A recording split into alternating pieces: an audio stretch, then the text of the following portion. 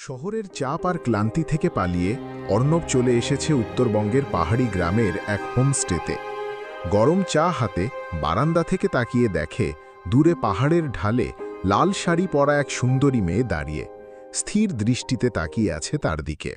ঝর্ণার ধারে এসে অর্ণব দাঁড়িয়েছিল একা। হঠাৎ সেই লাল শাড়ির মেয়েটি এসে মিষ্টি হাসি দিয়ে বলল, এখানে একা দাঁড়িয়ে আছো?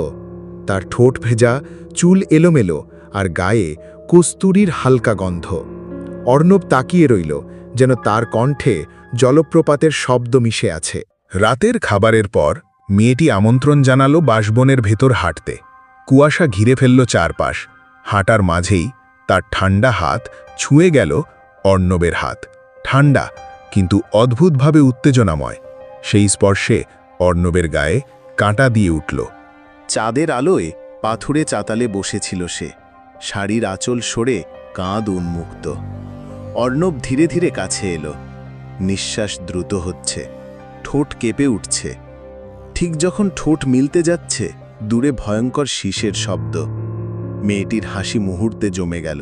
গ্রামের এক বয়স্ক মানুষ জানালেন, এই মেয়েটি 5 বছর আগে বিয়ের রাতে খুন হয়েছিল। লাশ ফেলে দেওয়া হয়েছিল সেই পাহাড়ি ঝর্ণায়। তারপর থেকে পূর্ণিমা রাতে সে পুরুষদের ডেকে নিয়ে যায়, আর কেউ আর ফিরে আসে না। মধ্যরাতে অর্ণবের ঘরের দরজা খুলে গেল। দাঁড়িয়ে আছে সে, আগের চেয়ে সুন্দর, কিন্তু চোখে শুধু শূন্য কালো গহ্বর। ধীরে ধীরে হাত রাখল অর্ণবের গলায়।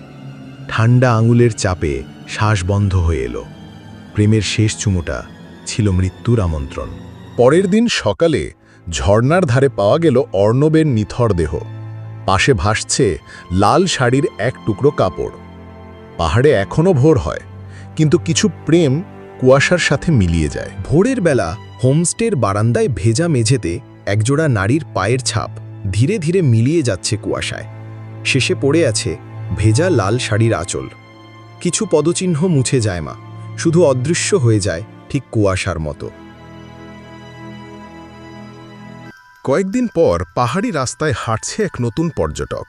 দূরে কুয়াশার ভেতর দাঁড়িয়ে সেই লাল শাড়ির মেয়ে মিষ্টি হাসি দিয়ে ইশারা করছে।